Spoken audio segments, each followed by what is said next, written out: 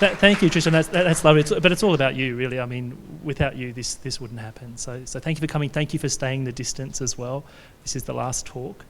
Can I just have a show of hands? Who would say that they use or integrate technology into their own teaching? Can you just put your hands up?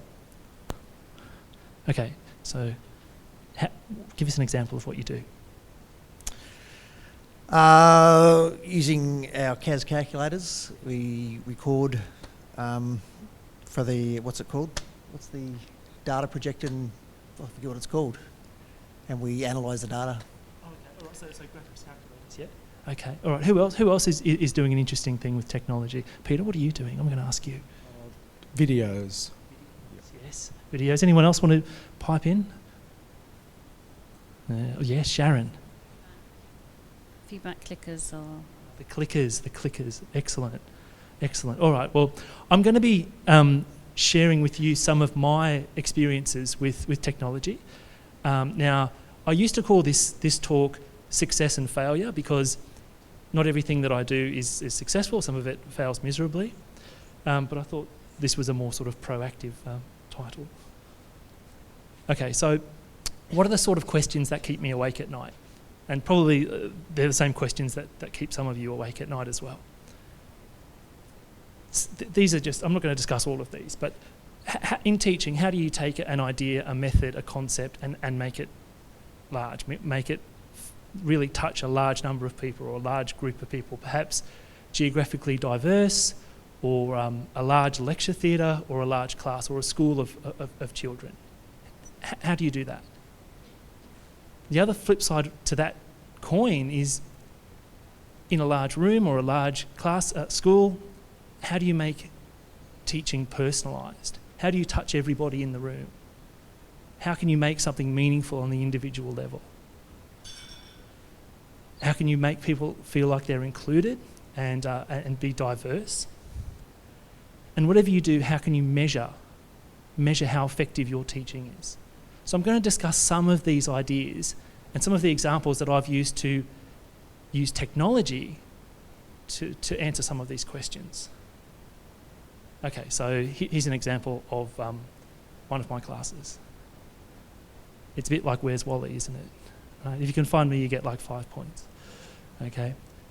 At UNSW, we have very large classes. We have about 55,000 students, and this is a large first-year class where we try to teach first-year mathematics, calculus, or algebra. It's a tough gig. So over the years, I've developed what I call now a virtual classroom. Now, it didn't have that title when I started. I just started doing stuff, to be quite honest. And so when I talk about a virtual classroom, these are the sort of things that I've been doing to address some of those questions that I showed you at the start of the seminar.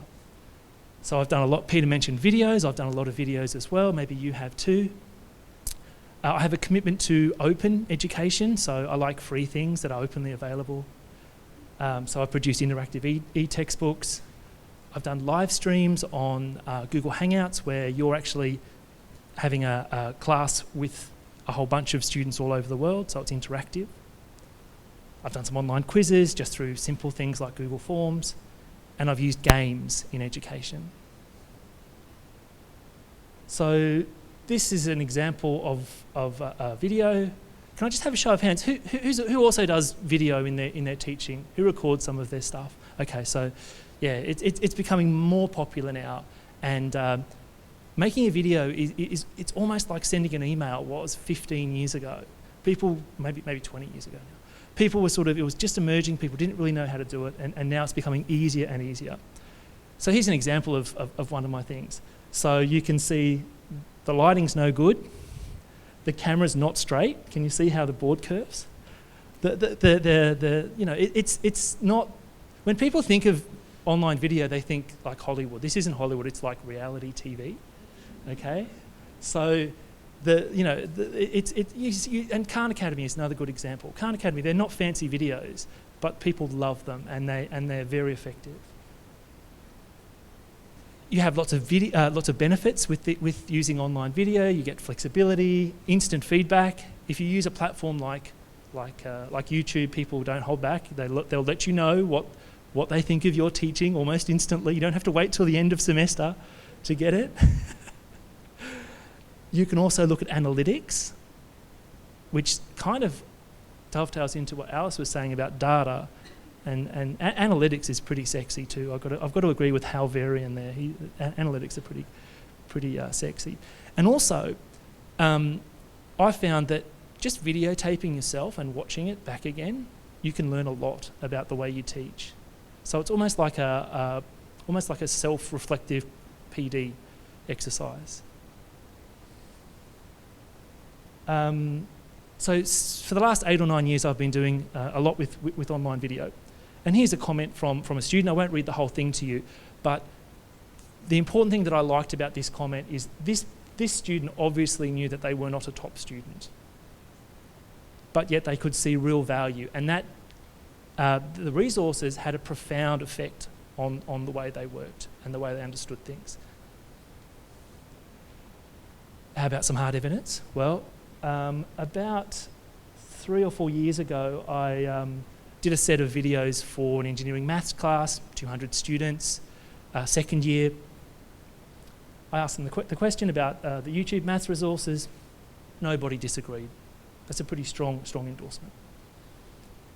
Now, I mentioned the analytics, and I'll go through a few graphs now.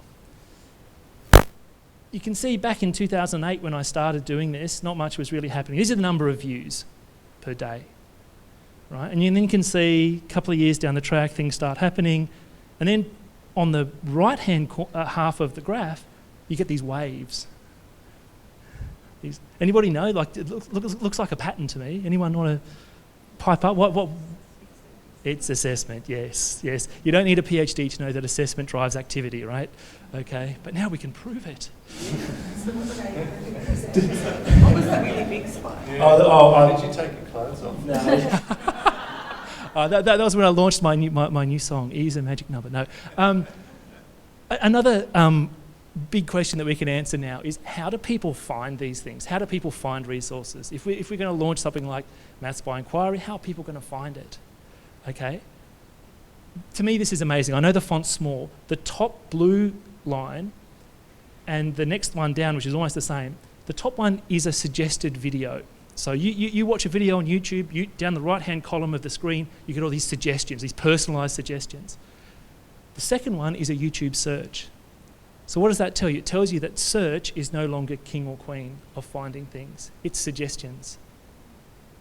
And people are obviously trusting it, otherwise that blue bar wouldn't be so big. So for any sort of resources, it's always good if they can be suggestive and personalised. What are people looking at these resources on? Well, this is over an 8 or 9 year period, so the computer is still king or queen there. But over the last 4 years, mobile devices have increased year on year. So about 15% of the traffic is now mobile devices, and it's growing. So any kind of resources that you produce need to be mindful of little screens and mobile devices. Now again, too small to read, but here's some more analytics. You can see here are the viewers by country, it's geographical location. You can see Australia is massively overrepresented at number 3. But you can kind of see the videos that I've done are mostly for university students, and you can kind of see the 18 to 24 age group is the most popular one. So you can see who's accessing your resources, how old they are, whether they're male or female, where they live. Again, analytics are sexy. Now here's an interesting one. This is a simple video about domain and range of a function.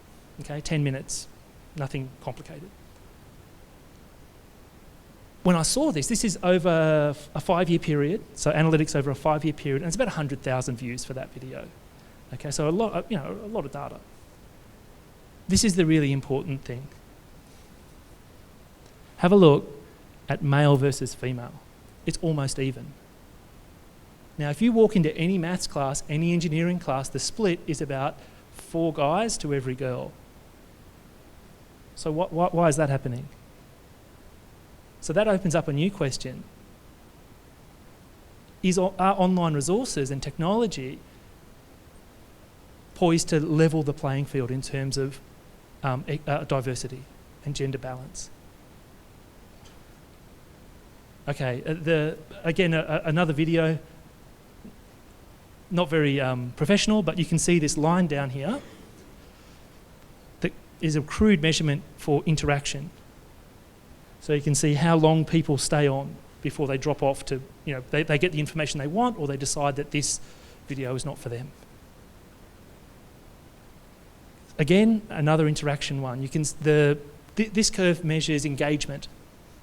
And so this middle line is average engagement compared to all other videos on YouTube, and you can see it sort of goes down where people click off because they don't want, they know it's not what they want, and then it goes up and stays around and stays around and stays around, and eventually the video is either going to stop or people will click off. Now that's not a typical video; that's one of the best ones, but you can see that you can really find out where people are dropping off and go back and analyse what's happening in the video at that point.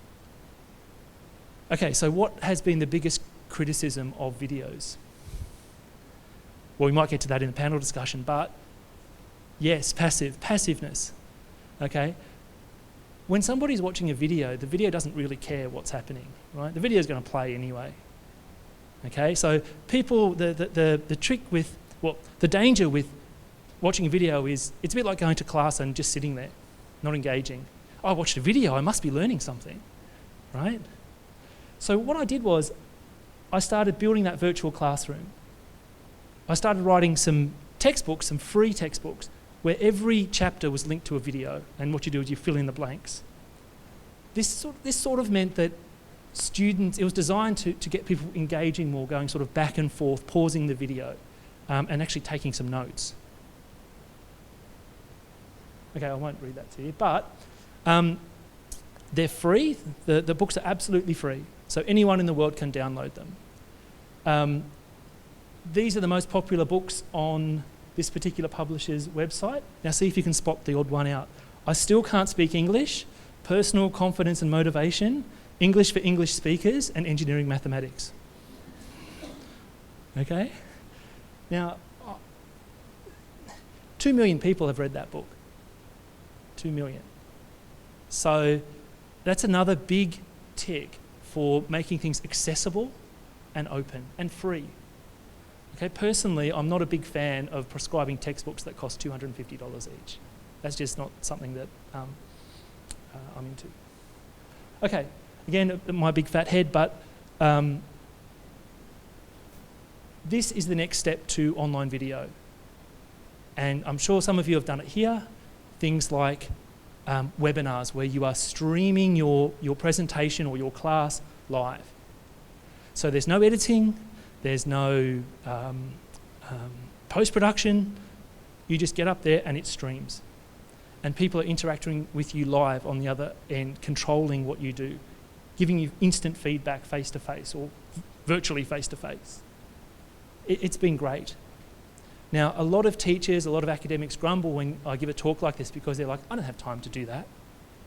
I don't have time to do that. I've got 2 small children, one's 3 and one's 5, okay? This, for me, is the most efficient way of doing video presentations or video classes, because you do it once and that's it. It's like giving a talk now or giving a live class. It just happens. So I would very much recommend that. That's the way forward if you are time poor. Oh, okay, it's a little bit chopped off, but the next thing we plan to do in the next couple of years is look for transcripts and translations for videos. As I said at the beginning, I like the idea of scaling education, taking an idea and making it massive, crossing borders, crossing regions. One thing that was decided in the 20th century was that English would be a big form of communication for scientific literature and whatnot. But what about people who can't speak English or have English as a third or fourth language? How can teaching reach them? Well, we've experimented with transcripts and translations. It's not perfect yet, but I'm excited by the idea. And the last thing, we could probably talk about this in the discussion, was what will a lecture look like in 25 years? Will we still be doing what we're doing now? I think there's always going to be a need for the human touch, but are we going to transition to something else? What do you think?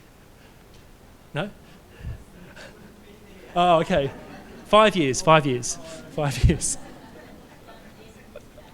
Okay, well, I think I'm going to hand back to Tristram now. So I'm happy to take questions, and I'll see you at the panel afterwards.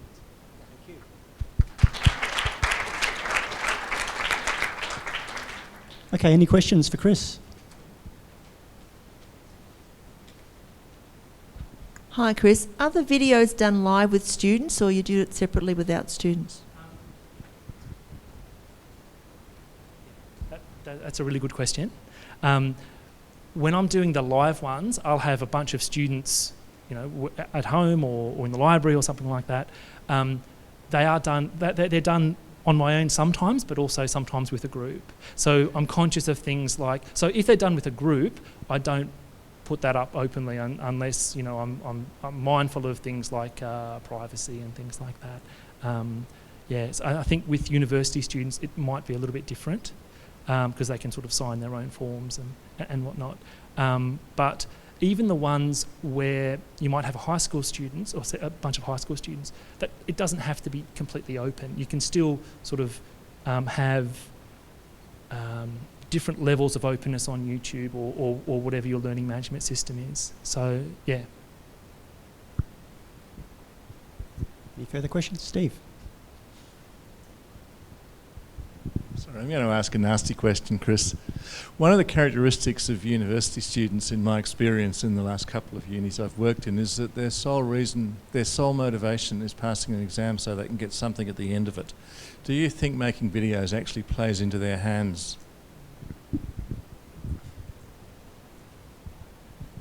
I think the same. Okay, what's stopping a student coming to class and doing nothing and expecting the same? So I think whatever it is, whether it's a live class or any sort of resource, people have to engage with it. And if they're likely to do that, then it's likely to be more meaningful. So just making a video, playing into their hands, I don't think so. I wouldn't agree with that. I don't think it's necessarily made students lazy. I mean, there's a famous quote, turning up, 80% of success is just showing up. What some people are concerned about is that, nobody will come to my classes. Yeah, that is a concern. And that's one reason why I always have done this since 2008. It's always a value add, not a replacement. Because people learn in different ways. So, for example, one student might really they might sit in the front row and they might love coming to class. Whereas others, I don't know, maybe they're working 2 jobs and they're sick or something. So, yeah, but it's a good debate. It's not a nasty question. Another question? Okay. You guys. Chris, I was just thinking back to that quote that you put up about the student that said that really helped her being able to, I guess, go over and over the tube because that was the way she learnt, and that relates, I think, to what I was talking about earlier about maths anxiety, that part of the anxiety for students often comes from that public, they feel humiliated in public if they can't understand, and if they can have control over going back and going over it a number of times and learn, I think that's really going to help with their response to it in terms of their emotional response as well. Sue, I would agree 100% with that. I think some students, they feel pressure from various sources to get everything instantly, and if they don't, they think there's something wrong with them. And with these sort of resources, yes, they can go to class, but they can catch on in their own time by engaging with some of the resources that traditionally, 20 years ago, just weren't available.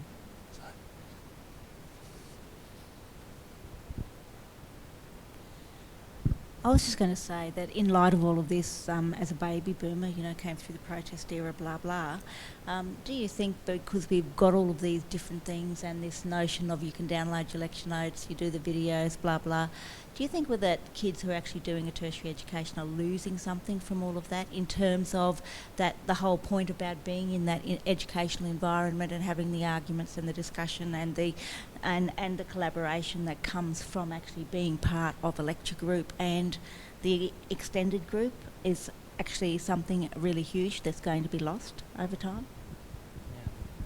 That's another great question. I think communities are very important. Learning communities are really, really important, but they are changing. I think a couple of years ago when we talked about deregulation, at least in the university sector, so you take the cap off numbers and you start charging fees. If that happened, I would have been really, and it's happening in the UK, I would have been really interested to have seen how students behave when they're suddenly paying $15,000, $20,000, $25,000 a year for their education. Would they put more value on face-to-face interaction? Would they start coming to lectures more? I don't know. I would hope they would. But at the end of the day, I think, at least in the university setting, it's up to the students. Students will come to a lecture if they see value in it. If they don't see value in it, they're going to vote with their feet.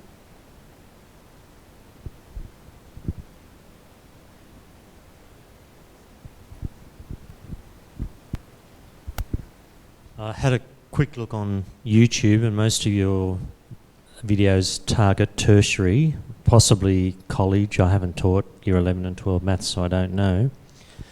Have you thought of, or will you be aligning that with the Australian curriculum year 11 and 12 so that we can use and abuse it?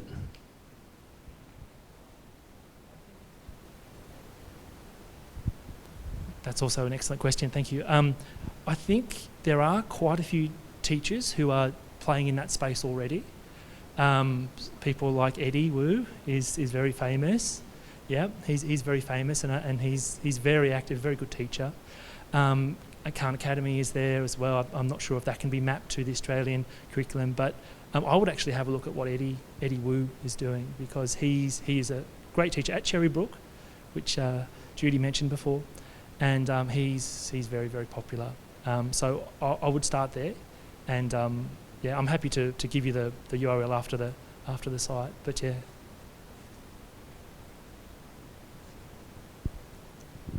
Any further questions? Or I think we thank Chris at this stage. Thank you.